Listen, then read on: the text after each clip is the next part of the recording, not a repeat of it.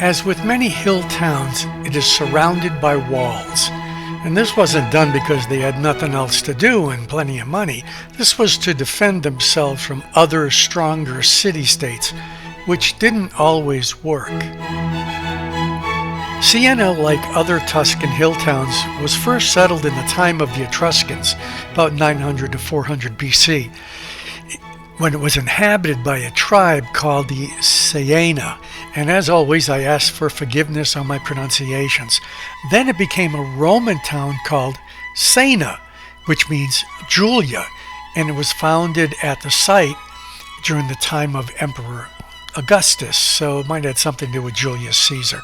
Some archaeologists assert that Siena was controlled for a period by a Gaulish tribe called the Senones. According to local legend, Siena was founded by Sienus and Achaeus, two sons of Remus, and therefore nephews of Romulus, after whom Rome was named. Supposedly, after their father's murder by Romulus, they fled Rome, taking with them the statue of the she-wolf suckling the infants, known as the Capitoline wolf, thus appropriating that symbol for the town. Additionally, they rode white and black horses, giving rise to the Balzana, or coat of arms of Siena, with a white band atop a dark band. There are at least 4 different versions of how the town got its name. Is this Italian or what? These are the flags that represent the various neighborhoods or wards of Siena. In the Italian War of 1551 to 1559, the Republic was defeated by their arch rival, the Duchy of Florence. There's those Medicis again, in alliance with the Spanish crown. After 18 months of resistance, Siena surrendered to Spain, and in 1555 that was the end of the Republic. But the new Spanish king, Felipe II, owed huge sums of money to the Medicis.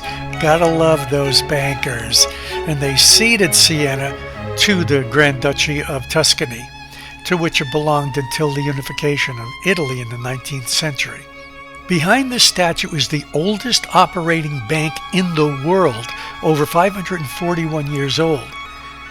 Salustio Bandini is considered the inventor of the promissory note. I will gladly pay you Tuesday for a hamburger today, with interest. I don't know whose heads these are supposed to be, but I know who they should be. You walk through these archways to a central area of the city called the Piazza del Campo, and here, twice a year, there is a horse race. 10 horses and riders bareback and dressed in the appropriate colors representing 10 of the 17 contrads, which are those city wards. The Torre del Mangia, built in 1348, and when it was built, it was one of the tallest secular towers in medieval Italy, and that means it had nothing to do with the church. This is one of the great hill towns that you would really like to spend at least one night in, but actually I could say that about all of them. Siena existed as a republic for over 400 years, from the 12th century until the year 1555. During the golden age of Siena, this before the Black Death in 1348, the city was home to 50,000 people.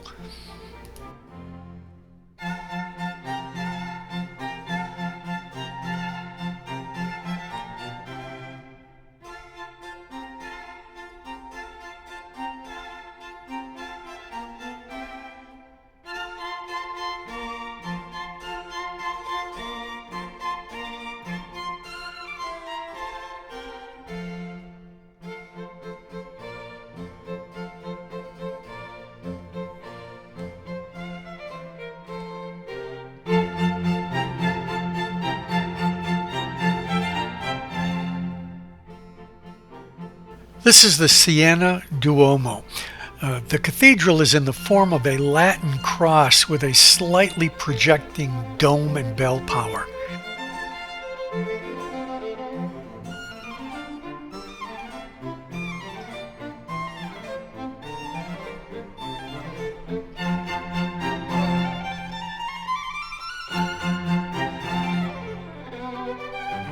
The amazing part of most of Italy, not just here, is that there is art everywhere by artists such as Pisano, Donatello, Michelangelo.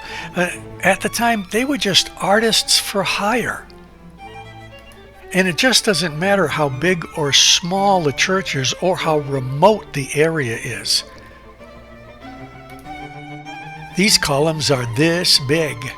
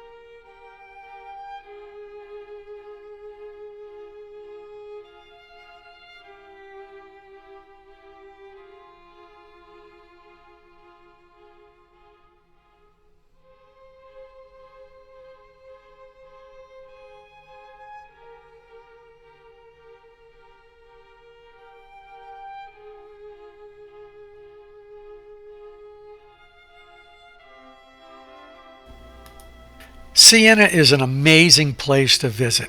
It's one of Italy's most visited tourist attractions.